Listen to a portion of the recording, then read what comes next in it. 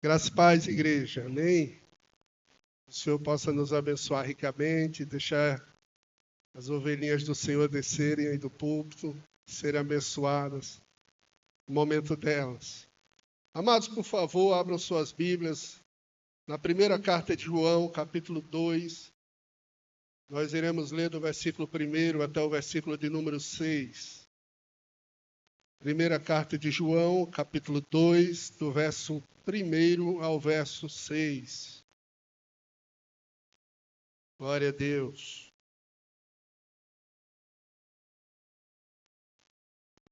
Que o Senhor possa nos abençoar ricamente essa noite. Assim diz a palavra do Senhor. Filhinhos meus, estas coisas vos escrevo para que não pequeis.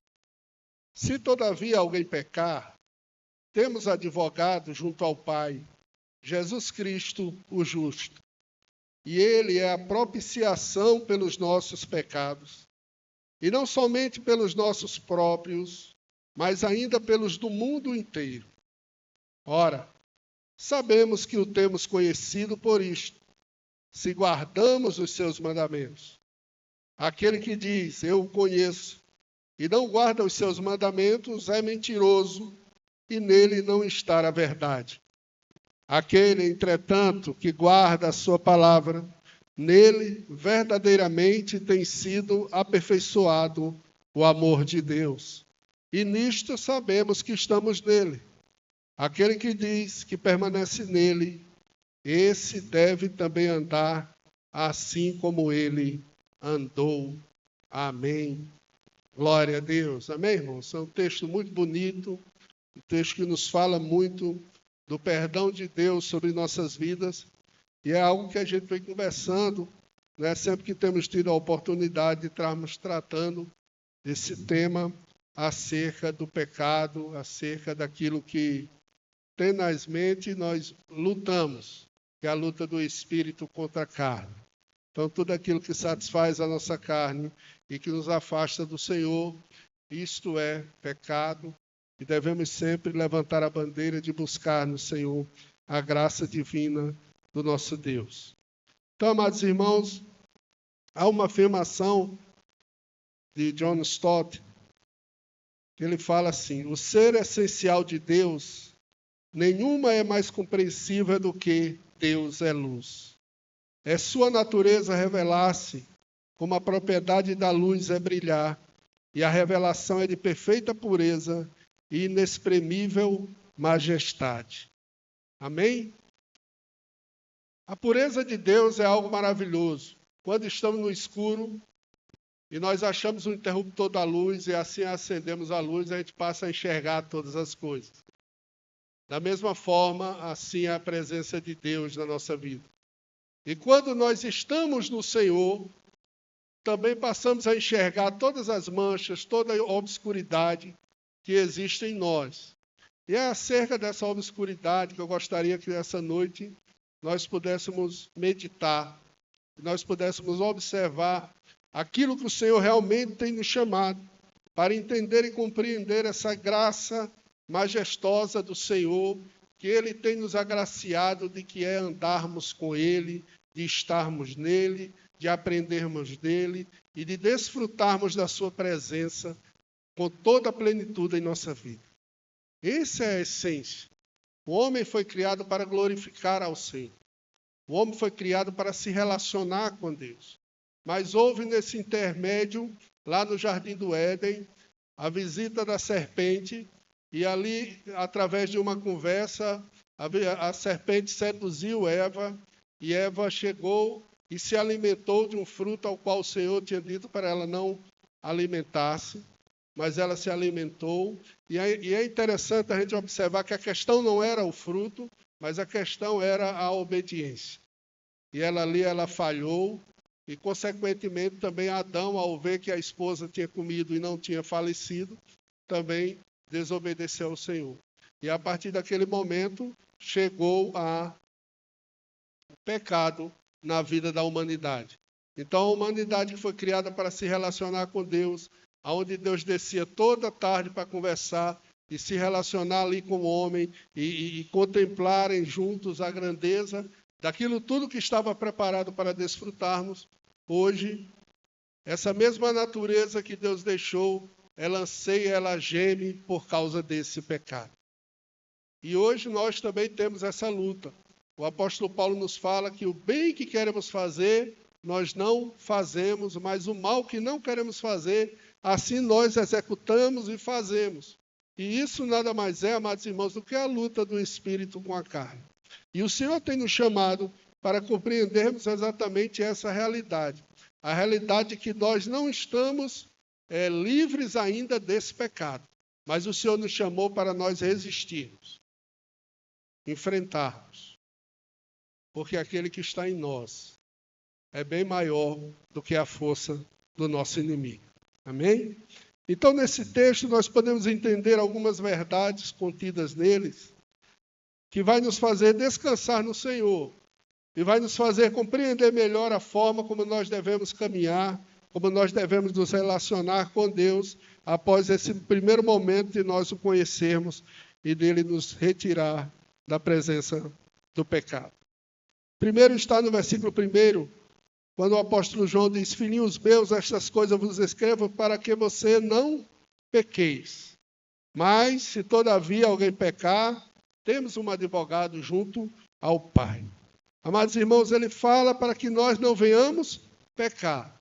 Mas se por acaso nós venhamos ainda a pecar, mesmo após de vigiarmos e de lutarmos contra isso, não venhamos ficar desanimados.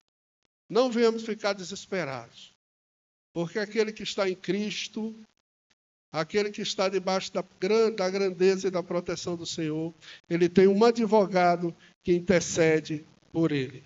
Amados irmãos, o apóstolo João está dizendo aqui para os seus leitores, que requer que seus leitores respondam à misericórdia de Deus com uma vida de obediência à palavra do Senhor. Deus nos chama, amados irmãos, para sermos obedientes a Ele. Deus nos chama para nós compreendermos o que Ele realmente quer de nós. Hoje pela manhã, estudando junto na escola bíblica com os irmãos, a gente viu ali o resumo dos 10 mandamentos. Estava lá na nossa breve exposição de Westminster, que fala exatamente que é o quê? Que é o homem amar a Deus acima de todas as coisas e amar ao próximo como a si mesmo. Deus tem nos chamado para essa obediência, para amá-lo com todo o nosso coração, para amá-lo com toda a nossa força. O seu amor ao Senhor tem que ser maior do que o seu amor ao pecado. O pecado não pode, em momento nenhum, ser uma razão maior da sua vida. O apóstolo Paulo diz que nada nos separa do amor de Deus. Nada nos separa da presença de Deus na nossa vida. Então, amados irmãos, lute. Lute contra essa circunstância que está querendo lhe derrubar. Lute contra esse espinho na carne, que às vezes quer lhe esbofetear.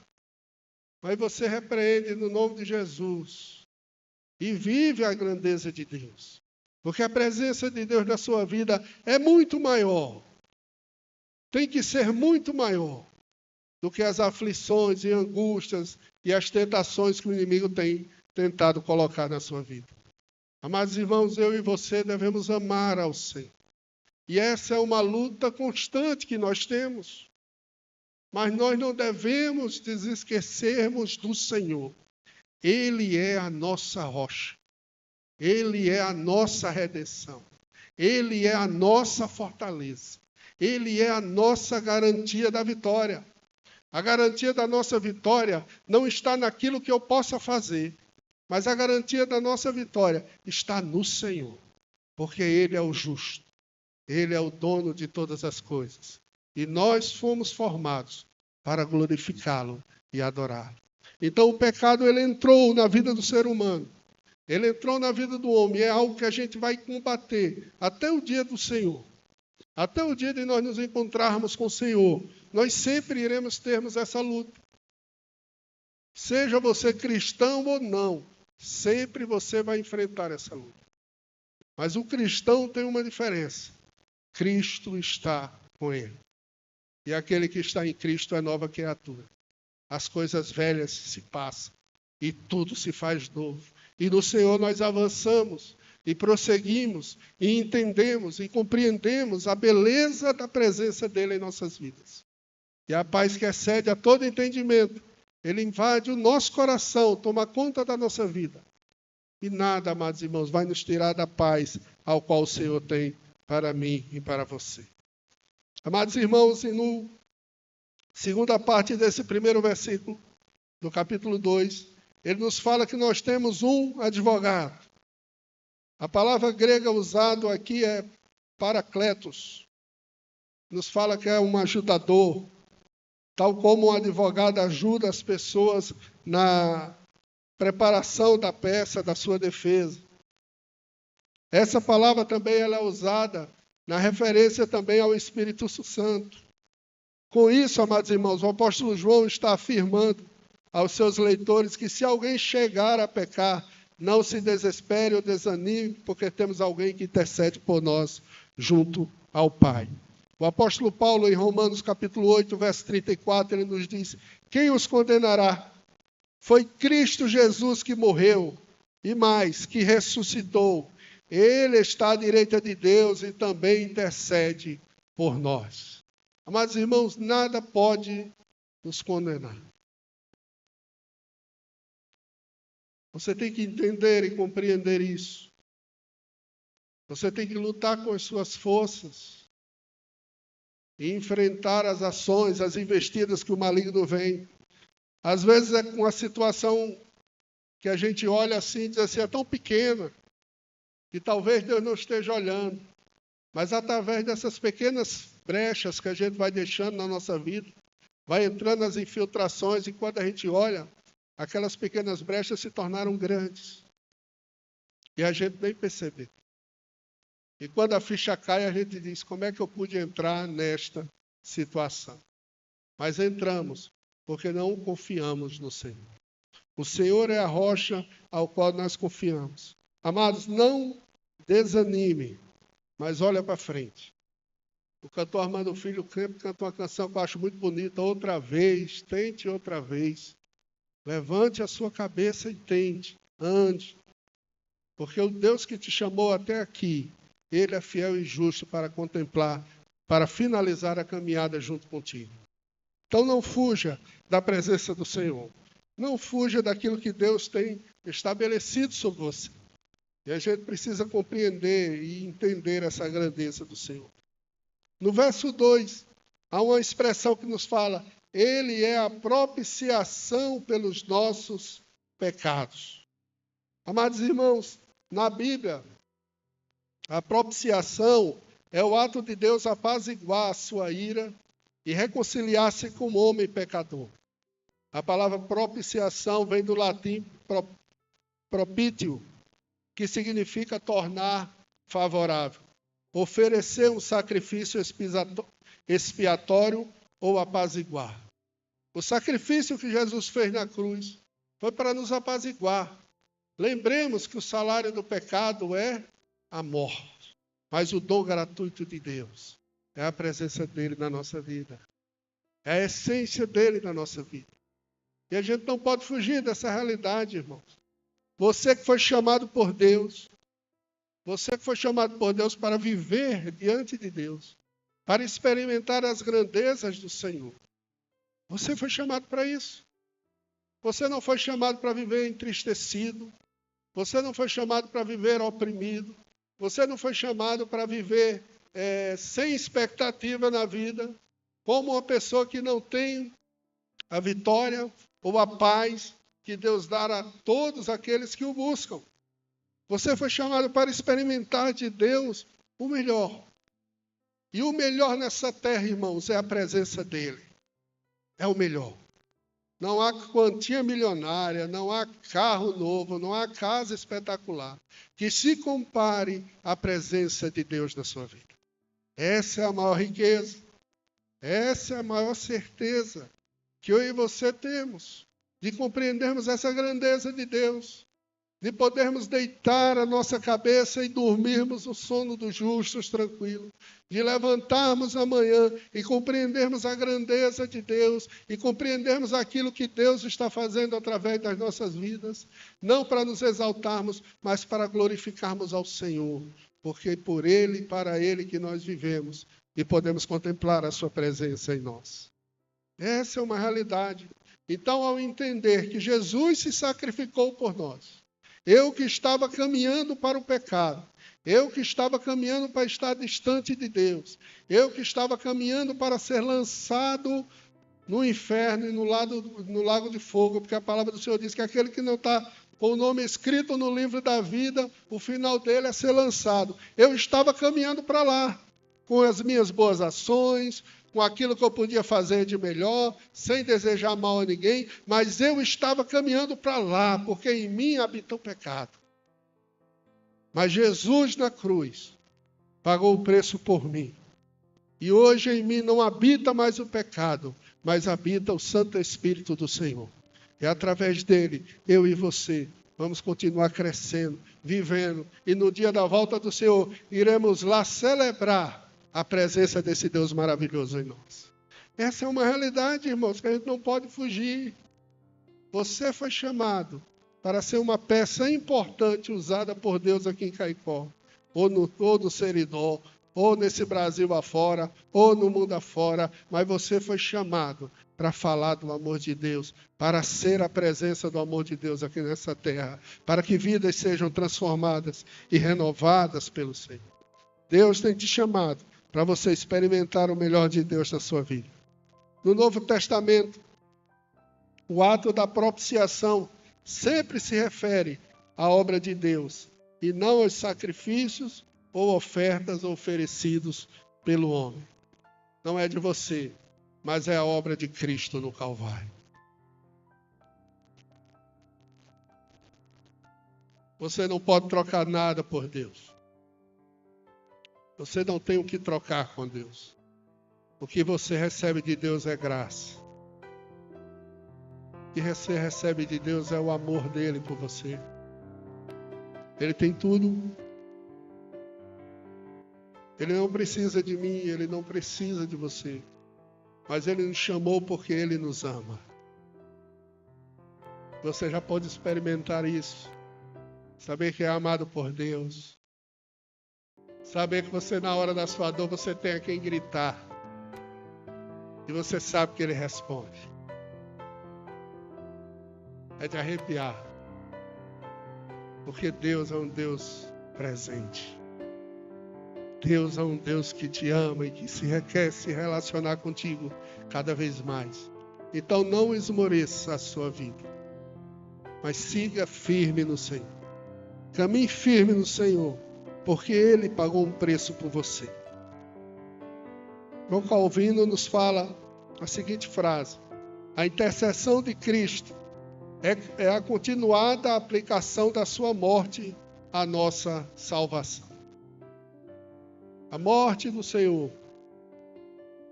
é a intercessão dele por nós. Quando chega a acusação contra nós, o Senhor mostra: eu paguei um preço por ele. Não quer dizer que você é bonzinho, não. Ele está dizendo, realmente ele pecou. Mas eu paguei um alto preço por ele.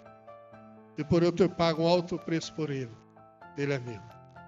Ele tem a vida eterna. Isso é motivo, irmão, de nós nos alegrarmos e consolar o nosso coração. O sacrifício de Jesus é suficiente. Não precisa de nenhuma adição a mais.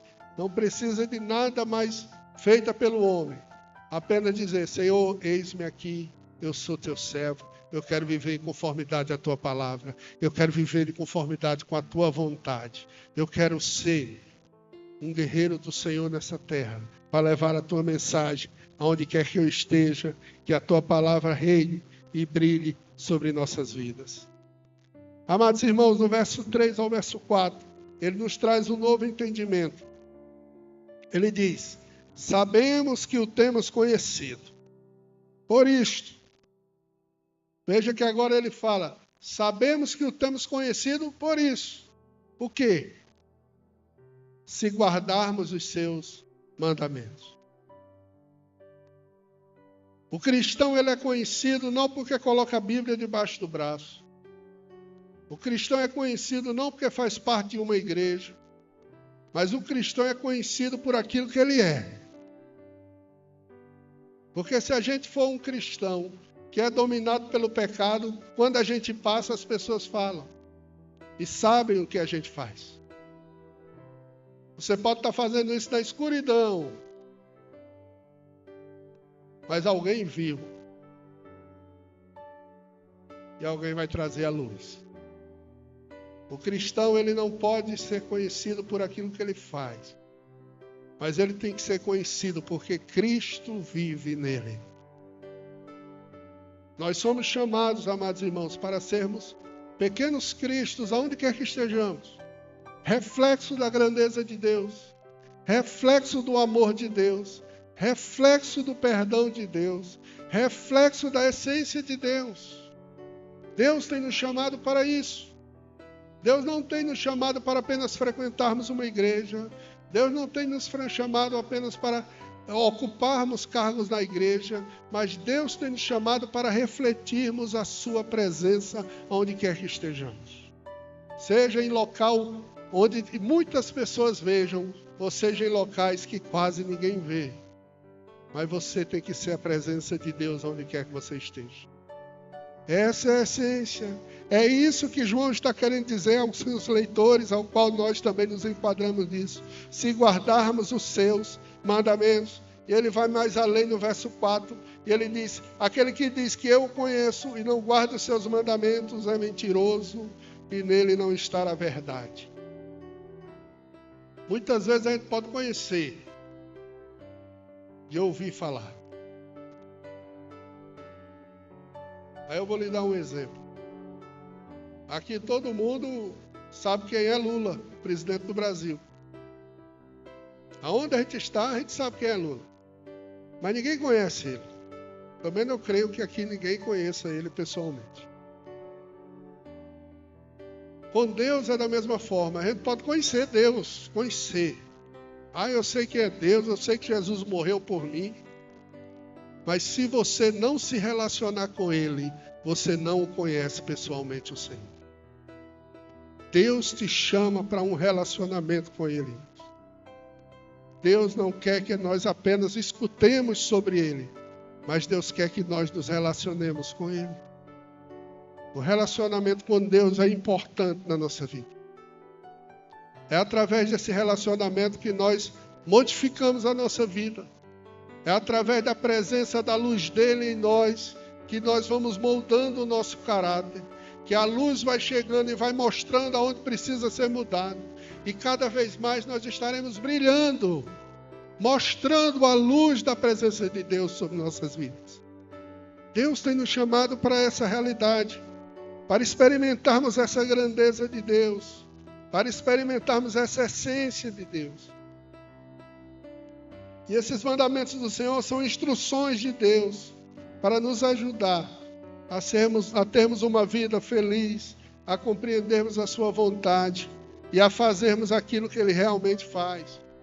Entenda que os mandamentos do Senhor não é um farra, mas os mandamentos do Senhor é prazeroso para aquele que está em Cristo.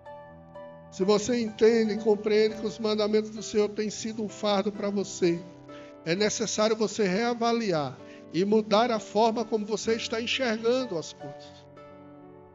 Que a gente deve enxergar os direcionamentos de Deus na nossa vida com alegria, não como filho desobediente. O jovem, às vezes, ele toma algumas atitudes e quer saber mais do que o pai e a mãe, mais do que todo mundo. A gente tinha essa mania quando a gente era jovem, né? Os pais chegavam, falavam, aconselhavam, mas a gente dizia, não, é por aqui. E era uma briga feia. Até a gente quebrar a cara. Aí a gente reconhecia, não, estava certo.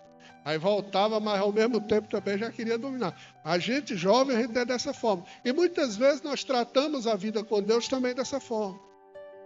Querendo fazer o que eu quero, não o que Deus deseja. Mas o que Deus deseja é o melhor para você.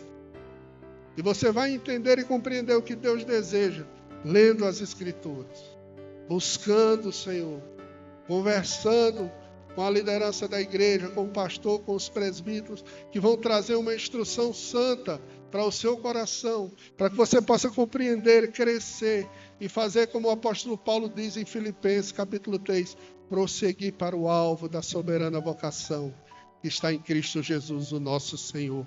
Esse é o destino da minha alma e da sua alma, irmãos. Prosseguirmos até Cristo, caminharmos até Cristo, porque Ele é a razão da nossa vida. Ele é a essência da nossa vida.